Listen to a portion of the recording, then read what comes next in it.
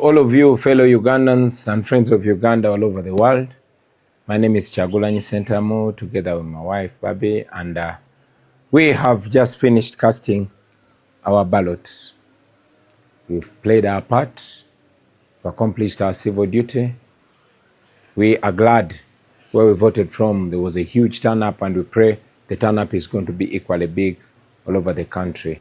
The coming hours and the coming days are clearly not going to be easy, with the military taking over the election, with our agents being arrested all over the country, especially in northern and western Uganda, with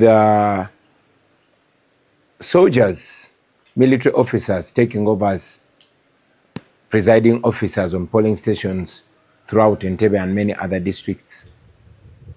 We know that people are going to vote massively, and people are voting for change, but we also know that it's an effort to rig the election. The rest of the matters are in your hands, fellow Ugandans. We know that even in the coming hours, we might be under house arrest, but we've told you incessantly for the last 3 months and 2 weeks that everybody can be a leader, everybody can be a Kyagulanyi.